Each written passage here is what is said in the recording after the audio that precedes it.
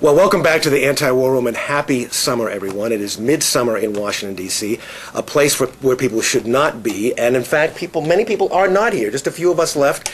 Congress is out of session. The real action is happening all over the United States. And to talk about that action, both what has happened and what is going to happen, Kate Snyder is here from Americans Against Escalation in Iraq, doing a lot of work all over the United States. Kate, welcome to the Anti-War Room. Thank you very much. Nice to be here. You should be in Maine. What are you doing here in Washington? You know, that whole thunderstorm flight delay. Yeah, thunderstorm flight delay. Just one more flight delay. It's shocking that there will be a flight delay in the United States. And Erik Lever for the Institute for Policy Studies is with us again. Erik, welcome. Okay, so Congress is out, school's out. Their members are all across the country, back in their districts. Kate, what is happening? What has happened to this point? We've been talking a lot about the importance of people talking to their members of Congress, giving them an earful if they're not with us, supporting them if they are with us. What actually has happened up to this point? Americans Against Escalation has launched a project called Iraq Summer.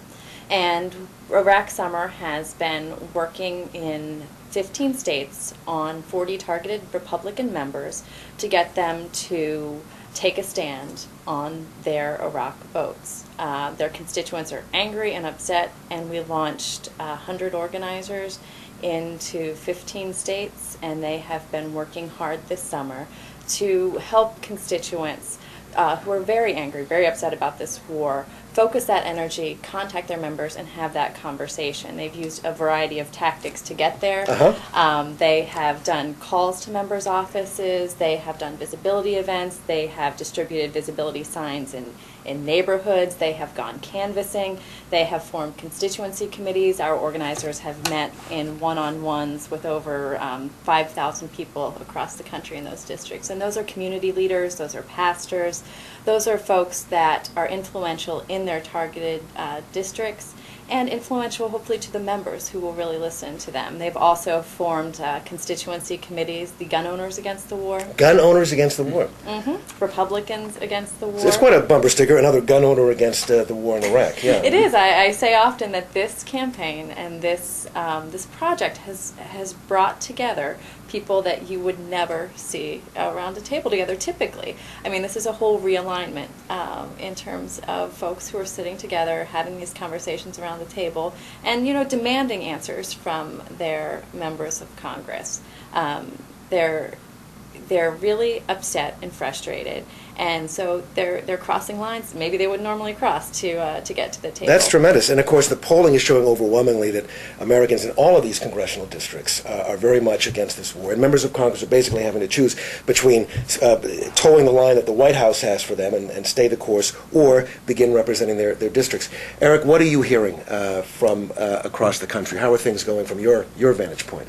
I think for members of Congress that this has been very important, that they are hearing and feeling the heat that's being presented by this campaign, and that they're going to come back and have to make some very tough decisions in the month of September.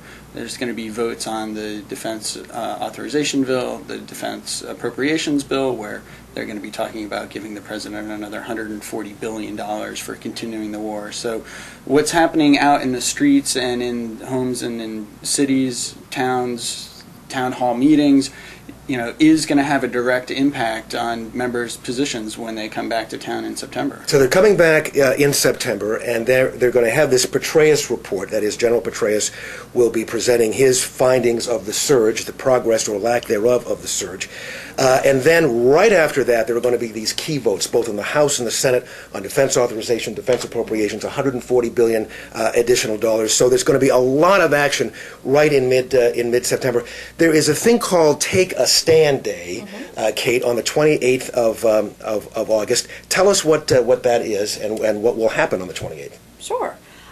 Take a Stand Day is the culmination of the Take a Stand campaign that we launched in the beginning of August. It started with a cool reception for our members' home for what has turned out to be a very hot month of August for them. Take a Stand Day is a town hall style meeting where we will hold members accountable and ask them to be accountable to their constituents for their votes.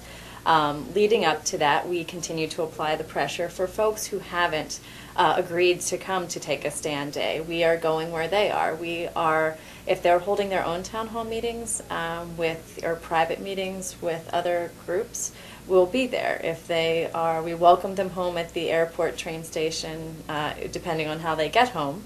And we gave them a very cool reception, and they heard upon landing back in their home districts from the constituents that that they're very dissatisfied with their votes on the war. So August 28th is when all this is going to be happening, and we have some video clips of some of these events going on around the country.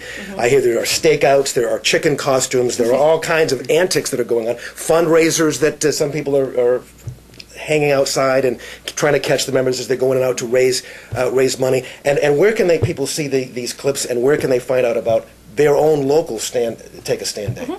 On the IraqCampaign.org website, we have information about the Take a Stand Day. You can click through and enter your zip code and find out about either your town hall meeting and vigil or your vigil across the country on the 28th of August. Okay. In addition, there's a link to a YouTube site which we have chronicled the adventures of Iraq Summer. And they could go right to that and look at some of those. And we'll have highlights of those right here and all the links right here on this website. We're almost out of time. Erik, does this make any difference? All this activity? Yeah, it's going to make a huge difference. I mean, people for so long have tried to avoid the issue of the war. Now it's front and center. They're seeing it at home. They're not just hearing it from policy wonks here in Washington. They're hearing it from real constituencies. And they're going to be the ones that are going to have to continue to face the music, not only on the votes in for September, but on every vote between now and next November on the Iraq War. So you can follow the music, and right here on this website, we'll link to the AEI site. The 28th of August is the big day. Thanks for seeing us, and we'll see you next month here on the Anti-War Room.